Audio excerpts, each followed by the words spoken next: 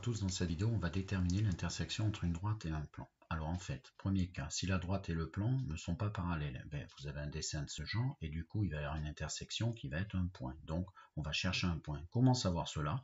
Il suffira de faire le produit scalaire entre un vecteur normal du plan et un vecteur qui dirige votre droite. Et on ne va pas trouver 0. D'accord, on trouvera quelque chose différent de 0, on est dans ce cas-là. Si on trouve un produit scalaire qui fait 0, eh bien regardez, vos deux vecteurs ils sont orthogonaux, mais la droite peut être à l'extérieur du plan, d'accord? Donc on dit dans ce cas-là que c'est strict parallèle, ou alors elle est incluse dans le plan, et dans ce cas-là, on dit qu'ils sont confondus. Comment distinguer ces deux cas?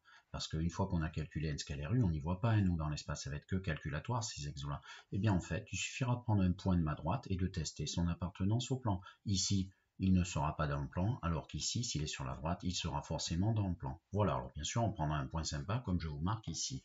Donc vous pouvez faire pause et puis chercher les trois intersections que je vous pose. Alors la première d'entre elles, donc on va bien sûr faire U scalaire et puis N1, d'accord, ou N1 scalaire U, ça n'a aucune importance, vous pouvez le faire dans l'ordre que vous voulez. Donc je vous affiche la correction de la première intersection.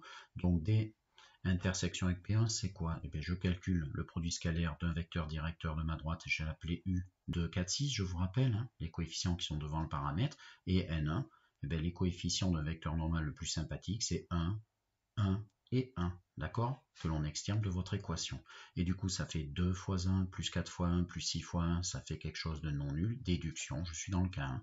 Mes deux objets ne sont pas parallèles. Ils ne sont pas parallèles, donc ma droite et mon plan vont se couper suivant un point qui va être la solution du système formé par les trois équations de ma droite et l'équation du plan. Je vous ai rappelé la petite méthodologie avec les couleurs. Hein. On va remplacer le x de ma droite ici dans le plan, après pareil pour y, pareil pour z, et ça va vous donner une équation d'inconnu, le paramètre, d'accord? Et donc ça vous donne ceci, hein, j'ai remplacé le x, d'accord, ici le y qui vaut 3 plus 4k, je les ajoute, x plus le y de ma droite, plus le z de ma droite, moins 21 doit faire 0, ça vous fait une petite équation hein, qui va vous donner comme solution k égale 1, vous développez tout ça, je crois que vous trouvez 12k moins 12 doit faire 0, bon bref, ça fait k égale 1.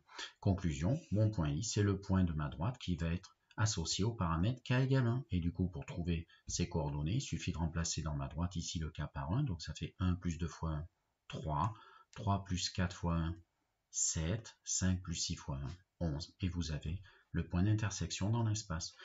Deuxième exemple. Alors, qu'est-ce qui se passe maintenant? P2, j'ai juste changé le plan numéro 2. Regardez, j'ai juste changé un peu le vecteur normal. Et puis, j'ai éliminé ce moins 21. Donc, maintenant, le plan, il a quoi comme pour mon vecteur normal? Je vais prendre N2 de coordonnées 1, 1, moins 1. Et vous allez voir, petit changement du coup. Donc, quelle est l'intersection entre ce plan numéro 2 et la droite? Et bien, U scalaire N2 va donc être 2, 4, 6 toujours, mais 1, 1 et moins 1, la nuance. 2 fois 1 plus 4 fois 1, 6 moins 6, et bien 0. Déduction, mes deux objets sont parallèles. Mais la nuance, elle est où? Eh bien, on va prendre un paramètre le plus sympathique, donc k égale à 0. On va chercher un point de ma droite. Je prends le point de paramètre k égale à 0. Et du coup, ça va me donner le point de coordonnées 1, 3, 5 que je choisis de nommer J. Il est sur ma droite. Et je vais tester son appartenance ou non au plan en question. Donc le plan numéro 2, il est là. Il faut que si j'ajoute x, y et que j'enlève z, il faut que ça fasse 0.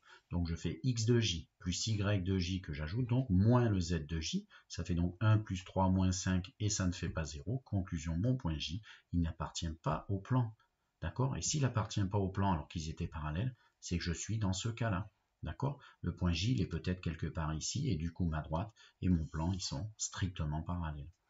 Dernier exemple, regardez bien, j'ai gardé le même vecteur normal, donc on va retrouver forcément le même résultat au niveau du parallélisme. Oui, j'ai fait une petite nuance en mettant un petit plus 1. D'accord? Donc, je vous affiche la correction.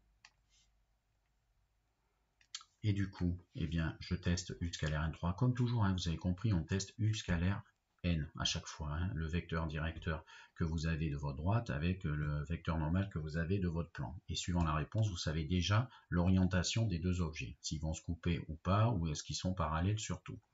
Alors, U scalaire N3, on évalue, ça fait 0, hein, bien sûr. Donc, mes deux objets sont parallèles. Et du coup, maintenant, nuance, on prend le point J qui est toujours le même, hein, il marche très bien. Mais on le teste cette fois-ci dans le plan où je mets du coup plus 1 ici. Et du coup, ça fait 1 plus 3 moins 5 plus 1 fait 0. Conclusion, mon point J, il est dans le plan 3. Conclusion, j'ai testé un point J qui se baladait sur ma droite et il se trouvait également dans mon plan, suivi à droite de mon laser. Donc, c'est que ma droite est incluse dans le plan. Voilà.